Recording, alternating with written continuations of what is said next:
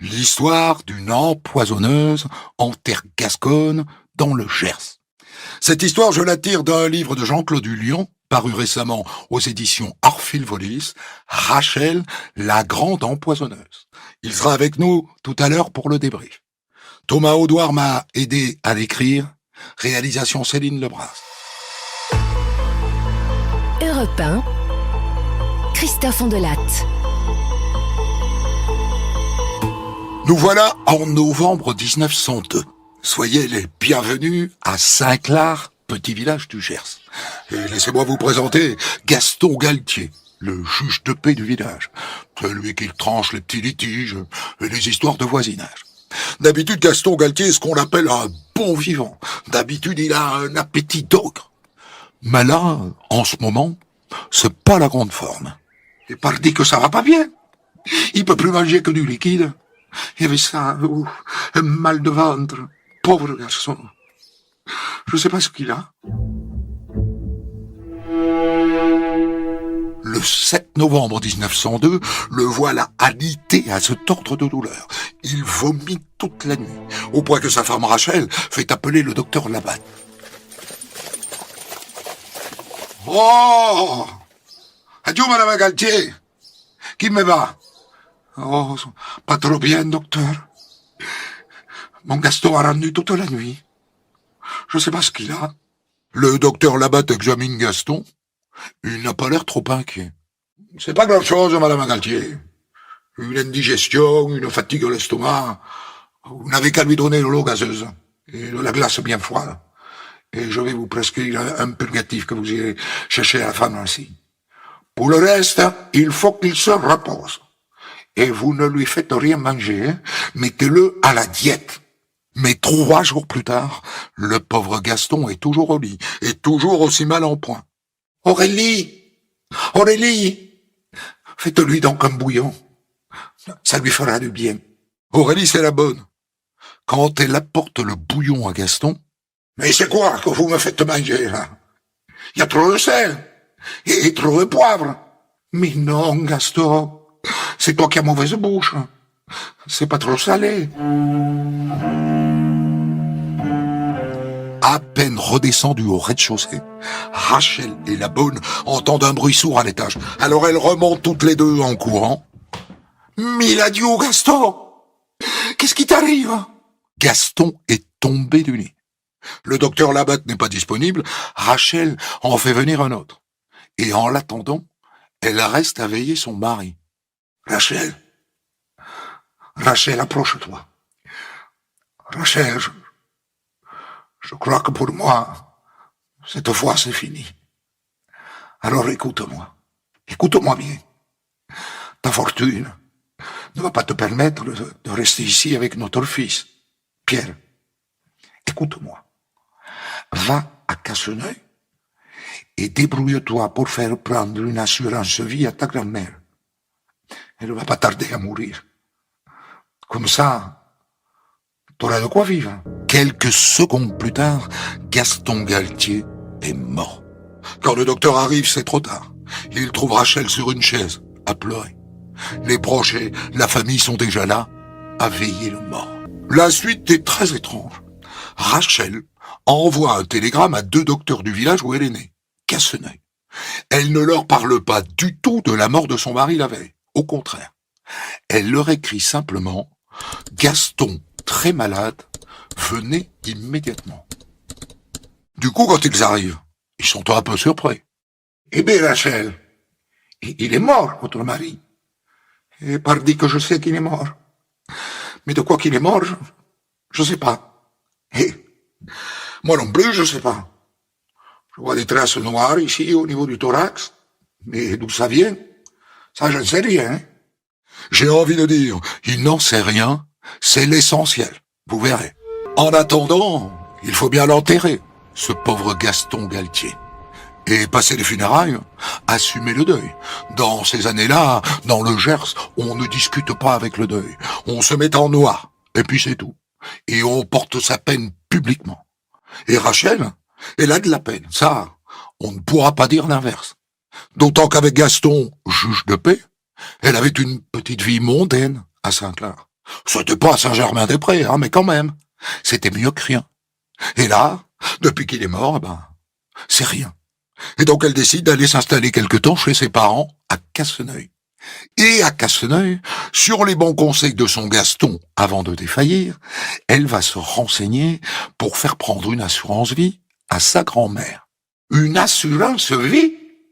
Une femme si âgée et dans son état? Mais enfin, madame, c'est impossible. Bah oui, il a vu la Vierge, Gaston. Quelqu'un qui est mourant, on ne peut pas lui prendre une assurance sur la vie, ça serait trop simple.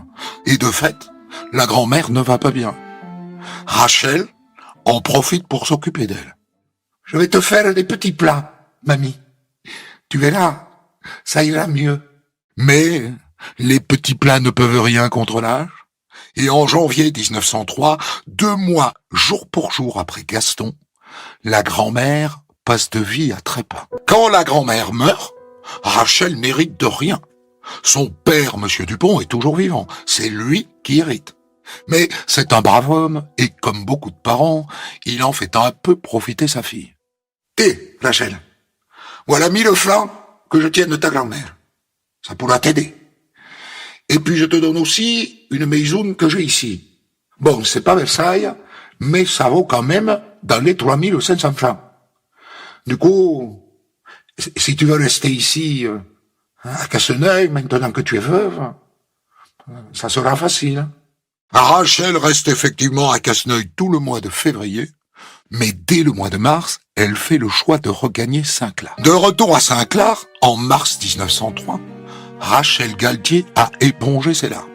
Et elle renoue avec quelques-unes de ses amies, notamment Madame Ducassé, l'institutrice. Elle lui emprunte régulièrement des livres. Elles s'entendent bien, tous les deux. En revanche, avec sa bonne Aurélie, c'est en train de tourner vinaigre. Aurélie s'est mise à recevoir des lettres anonymes disant que son mari Jules la faisait cocu. Et Jules, furieux de ce mensonge, a découvert que c'est Rachel qui a écrit ces lettres. Pourquoi est-ce que Rachel a fait ça? Personne n'en sait rien. En attendant, Aurélie a démissionné. Mais qu'importe, hein. Rachel lui a déjà trouvé une remplaçante, Maria Escriba. À part ça, Rachel a toujours un gros souci, mettre son fiston Pierre à l'abri du besoin. Le coup de l'assurance vie au nom de sa grand-mère n'a pas marché, il lui faut trouver autre chose. Alors elle demande à son frère, qui, pour compliquer un peu cette histoire, s'appelle aussi Gaston. Gaston Dupont. Et Gaston, l'avantage, c'est qu'il n'est pas encore marié. Il fréquente, mais il n'a pas encore convolé. Et il n'a pas d'enfant. Gaston, mon frère, est-ce que tu serais d'accord pour prendre une assurance vie au bénéfice de mon petit Pierre? S'il t'arrive quelque chose, une assurance vie? Mais ça coûte de l'argent, ça, tous les mois. Ça coûte de l'argent, 300 francs par mois. Mais t'inquiète pas, je m'en occupe. T'auras rien à payer. Ah, si j'ai rien à payer, alors d'accord. Il est gentil, le frère. S'il venait à disparaître, 50 000 francs reviendront au petit Pierre. Même si la probabilité qu'il meure avant Rachel est assez faible, il est plus jeune qu'elle. Là-dessus, le Franchin doit aller faire son régiment à Toulouse. Rachel lui écrit « Ne viendrais-tu pas me rendre visite à Saint-Clar avant de partir faire ton service ?» Pourquoi pas? Il l'aime bien, sa sœur Rachel, et il la voit peu. Alors le 4 août 1903, le voilà sur son biclou, en route pour Saint-Clar. Il y arrive sur les coups de 5 heures de l'après-midi. « Oh mon Gaston, comme tu me fais plaisir de venir me voir. Tu vas rester un peu ?»« Eh non, ma pauvre Rachel, je dois partir demain à 3 heures. Je dois être à la caserne à Toulouse demain soir. » C'est un peu court, mais qu'importe. Rachel se connaît ses fourneaux et ils dînent tous les deux. « Un peu plus de soupe, mon Gaston ?»« Je te remercie, mais non. J'ai un de ces mal au ventre. Bouge pas, je m'en vais rendre au cabinet. » Le pauvre Gaston vomit tripes et boyaux. Le lendemain matin, il va un peu mieux, et en début d'après-midi, « Eh bien, merci. Ça m'a fait plaisir de te voir, ma grande sœur. Il faut que je me mette en route au matin au régiment à Toulouse. Le trajet du pauvre Gaston vers Toulouse est un chemin de croix. Et à peine arrivé, le voilà à l'infirmerie de son régiment. J'ai un de ces mal au ventre, docteur. Je sais pas ce que j'ai. Sans doute un érythème ionique, jeune homme, et une légère irritation digestive. Prenez rien. Vous allez vous remettre très vite. Et de fait, il se remet. Gaston Dupont effectue son service militaire à Toulouse, et avant de rentrer chez lui, il va voir son ami Jules à Pau. « Oh, Gaston, que je suis content de te voir. Et moi donc, Jules. Et alors, où en es-tu? Tu es marié? Et pas encore, mais bientôt. J'ai une bonne amie à Libourne, près de Bordeaux. Geneviève, elle s'appelle. Et je compte bien m'épouser, hein. Eh ben, voilà une bonne nouvelle. » Quand il prend la route du retour, Gaston décide, comme à l'aller, de s'arrêter à Saint-Clar voir sa sœur Rachel. « Oh, boutu, que tu me fais plaisir, Gaston. Je t'ai mitonné un bon petit dîner. On va se régaler. » Le lendemain matin, Gaston ne va pas bien du tout. J'ai un de ces mal au ventre, Rachel. Oh, il députe, ça doit être les écrevisses que tu m'as fait à dîner hier. Ça m'a mis un pet au ventre. Oh. Et le surlendemain, il ne va pas mieux. Alors Rachel appelle le docteur Labatte. « Oh, bon, je pense que c'est rien, hein, jeune homme. Vous allez prendre un laxatif, et puis du synapisme camphré, hein. Ça vous fera du bien. » Du synapisme camphré, autrement dit de la farine de moutarde. Ne riez pas, hein. Ça se vend encore aujourd'hui. Le pauvre Gaston écrit à sa fiancée Geneviève. « Ma chérie, je suis souffrant et je reste chez ma sœur quelque temps. » Mais les jours passent et il ne va pas mieux. C'est même de pire en pire. Maintenant, il transpire et il manque de s'étouffer. Rachel fait prévenir ses parents que son petit frère ne va pas bien. Et ils arrivent à Saint-Clar. Et ça empire encore. Alors Rachel fait revenir le docteur Labatte. « J'avoue que je ne comprends rien. Je ne comprends pas du tout ce qu'il a. J'avoue que je me sens bien impuissant. » Si le docteur est impuissant, voyons ce qu'en pense le pharmacien Roued. Un voisin va lui poser la question. « Des vomissements, vous dites? Et des douleurs à l'estomac? Oh, le mari de Madame Galtier souffrait déjà des mêmes symptômes, hein? C'est étonnant quand même, hein? » C'est étonnant, en effet. Et le pauvre Gaston Dupont meurt au cours de la nuit suivante à 3 heures du matin. Décidément, sale temps pour les Gastons. Si on se résume, dans cette histoire, en quelques mois, on a 3 morts. Gaston, le mari de Rachel, Gaston, le frère de Rachel, et la grand-mère, même si elle était vieille. Je sais ce que vous pensez. Vous pensez qu'elle les a tués tous les 3, qu'elle les a empoisonnés. Vous n'êtes pas seul à le penser, je vous rassure. À Saint-Clar, ça commence à cancaner. D'autant que Rachel a déjà remballé ses habits de deuil. Oh, ben je l'ai vu l'autre jour. Elle avait un corsage. Et bien ouvert. Elle rigolait. Ça se fait pas quand même quand on vient de perdre coup sur coup son mari et son frère. Ah, ça non, Miladiou. Ça se fait pas, hein. Et voilà que des affiches apparaissent sur les murs de Saint-Clar. Des affiches dans un village d'à peine 1500 habitants. On ne peut pas les louper, hein. Il y en a même une sur la maison de Rachel rue des Nobles, avec écrit en gros « Madame Galtier a empoisonné son mari et son frère ». Sympa l'ambiance à Saint-Clar. Le nouveau juge de paix, la gendarmerie et le procureur reçoivent aussi des lettres du même tonneau. Anonymes, bien sûr. Attention, hein. Tous les habitants de Saint-Clar n'accusent pas Rachel. Ses amis ne croient pas un mot de ces rumeurs. Cela dit, moi je crois, hein, que pour laver son honneur, eh bien, on devrait faire des autopsies sur les 3 cadavres. Et comme ça, et on saura. Même ses amis ne croient qu'à moitié à son innocence. Et donc une enquête commence. C'est d'abord le juge de Pémérol, le remplaçant de Gaston Galtier, qui s'y colle. Et très vite, lui-même n'a plus beaucoup de doutes. Il prévient donc le procureur de Lectoure. Très bien, Mérol, très bien. Très bon travail. Écoutez, je vais délivrer tout de suite un mandat de comparution, à cette femme Galtier. Quelques jours plus tard, un dimanche, le procureur de la République, le juge d'instruction et le commissaire greffier se présentent au domicile de Rachel rue des Nobles. Ils font fouiller la maison et saisir 2 ou 3 choses. Et le jour même, ils entendent des témoins. Et quand le soir arrive... Bien. Je crois que nous n'avons plus beaucoup de doutes, Cette femme est une empoisonneuse. Et donc, je m'en vais prendre un mandat d'arrêt. Le soir même, Rachel Galtier dort à la prison de Lectoure. Ce qui, au début, n'a pas l'air du tout de l'effrayer. Gardien, je voudrais un chocolat chaud pour mon petit déjeuner. Ah, mais Madame Galtier, c'est que ça coûte de l'argent. Peu importe, gardien. Je payerai. C'est qu'elle a des sous, la diablesse. Ça lui a rapporté tout ça. C'est le juge d'instruction d'Ansos qui est chargé de l'enquête. Il commence par aller perquisitionner la maison des parents de Rachel, à Casseneuil. Et plus précisément, la chambre qu'occupe Rachel quand elle y va.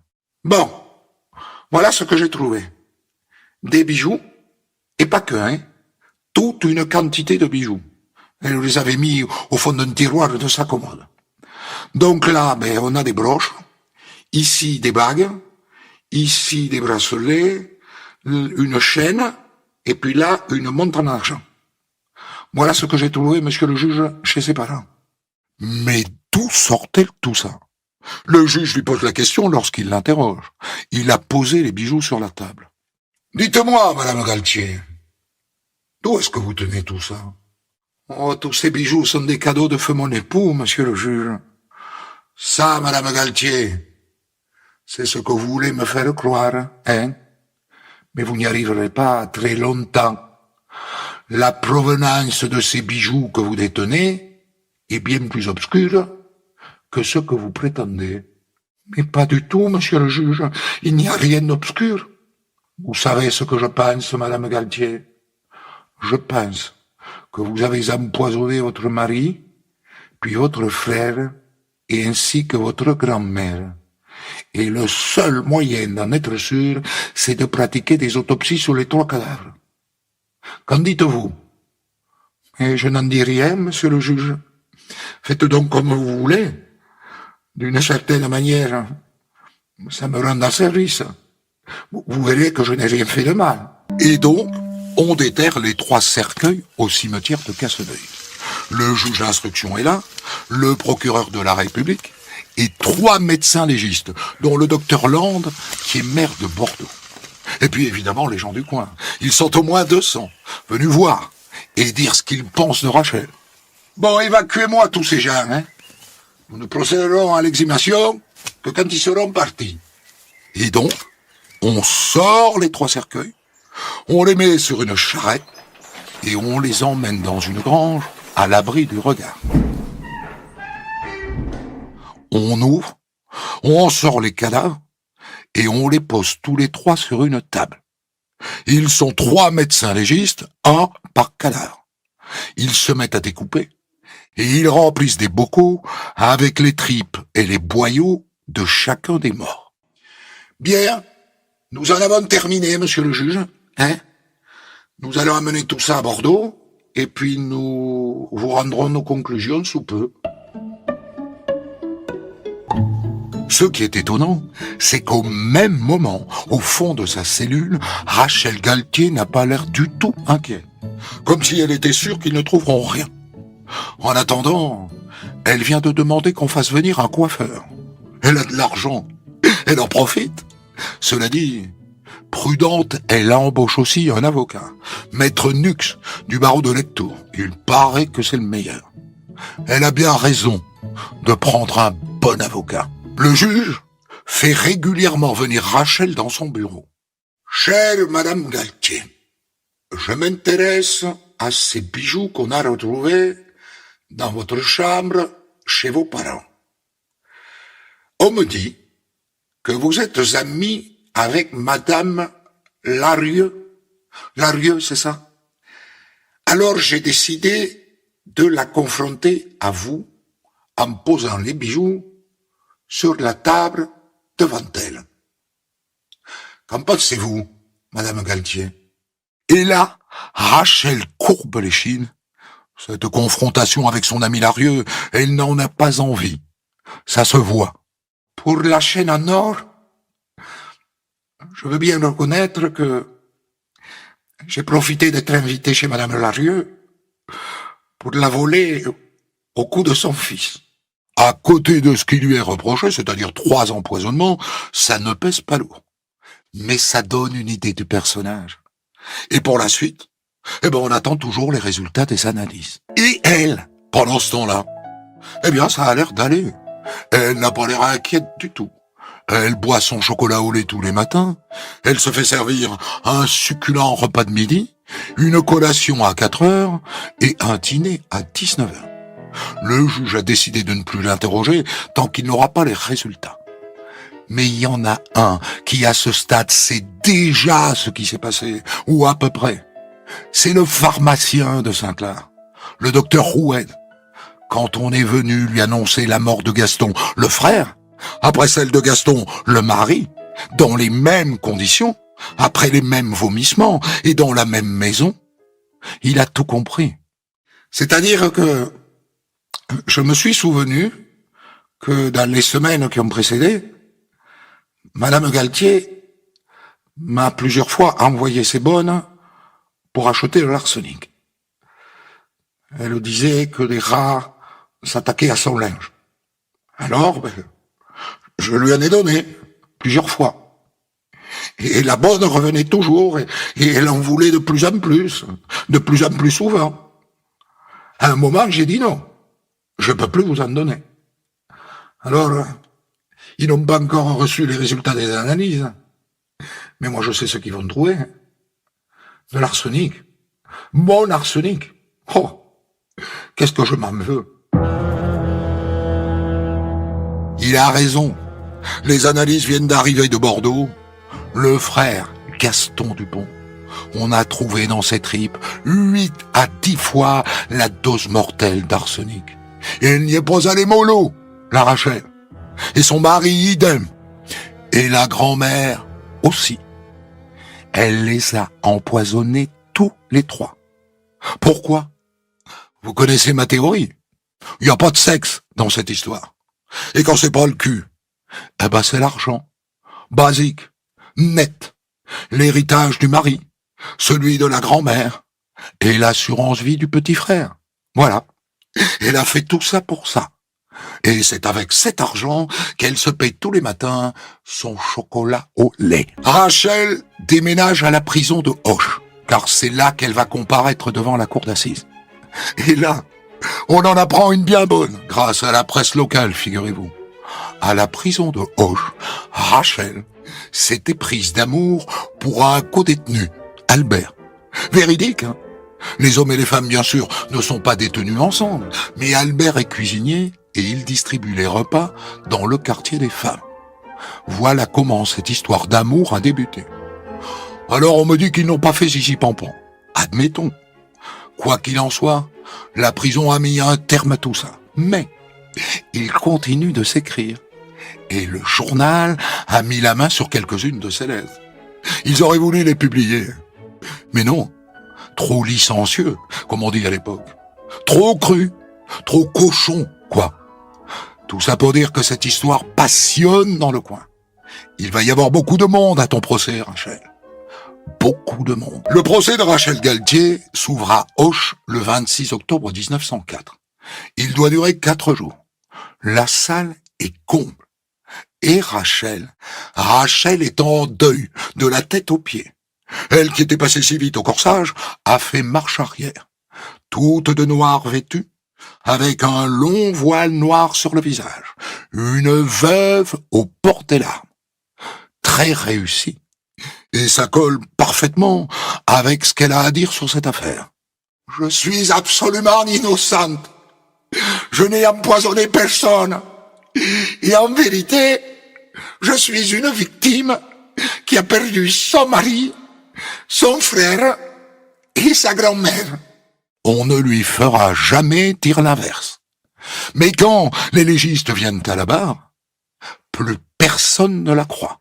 Rendez-vous compte que dans le corps de Gaston Dupont, il y avait entre 8 et 10 fois de quoi tuer quelqu'un. Et c'est conforté par le témoignage du pharmacien du village qui a vendu l'arsenic. Moi, j'ai cessé de l'en vendre quand j'ai réalisé qu'elle avait chez elle suffisamment d'arsenic pour empoisonner tout son quartier. Elle m'a bien eu, la diablesse. Et les bonnes viennent enfoncer le clou. Bon, elle me renvoyait sans cesse en chercher. Mais comme c'est moi qui faisais le linge, je voyais bien que cette histoire de rat, ça n'allait pas. A priori, l'affaire est dans le sac. Ce qui est intéressant dans ce procès, c'est qu'à un moment, on s'intéresse à l'état psychique de Rachel Galtier. Son avocat, Maître Nux, a fait venir 2 experts, médecins. Que pouvez-vous nous dire, docteur, sur le psychisme de l'accusé? C'est incontestablement une femme qui est atteinte d'hystérie. À tel point d'ailleurs qu'il lui faudrait des soins. D'accord? Et vous, docteur, qu'en diriez-vous? Je suis d'accord avec le diagnostic de mon confrère. Cette femme est hystérique. Hystérique, docteur, au point qu'il faudrait l'interner dans un asile d'aliénés? Non, non, nous n'en sommes pas là. On pourrait croire que cette histoire d'hystérie est une stratégie de la défense, mais manifestement, l'avocat général lui-même, au moment de son réquisitoire, admet que peut-être il y a un problème de ce côté-là.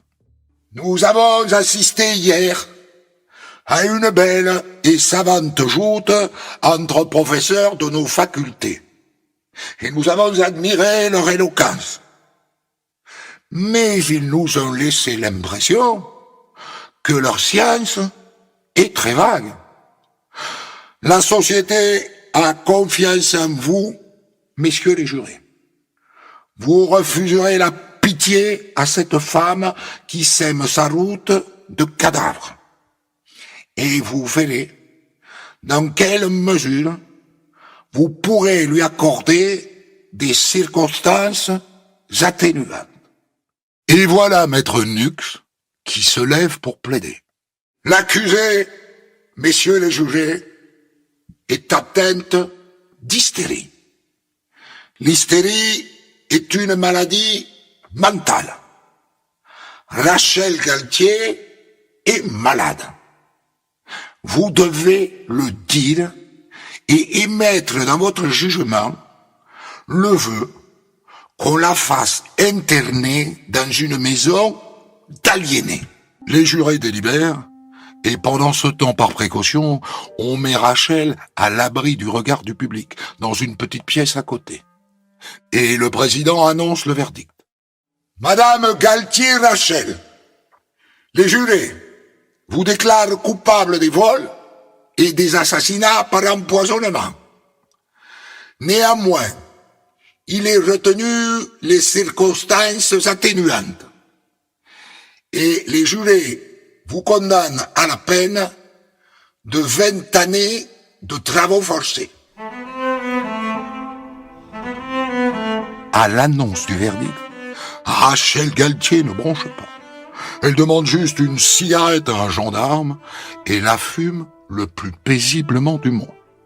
Et toujours drapée dans son voile noir, elle quitte le tribunal pour la prison, protégée par une haie de militaires. Et comme ça se fait en général à l'époque, dans la foulée du procès, un chansonnier écrit une complainte qui sera chantée dans tout le pays. Ciel, quel est donc ce monstre infâme dont le poison sème la mort? Ah, frémissez, c'est une femme, belle pourtant et jeune encore. Rachel Galtier est emprisonnée à Montpellier. Elle sera finalement libérée après 18 années de prison. Formidable histoire que nous allons débriefer dans un instant avec celui qui a écrit le livre qui m'a permis de vous la raconter, Jean-Claude Hullion. Le bouquin s'appelle Rachel la grande empoisonneuse aux éditions Arfil Voilis. Alors Jean-Claude Hullion, racontez-nous d'abord comment vous êtes tombé sur cette histoire, vous. Bien, moi, c'est très facile de tomber des histoires comme ça. Il se trouve que j'ai beaucoup d'amis, et j'ai des amis qui ont continué à garder des vieux dossiers.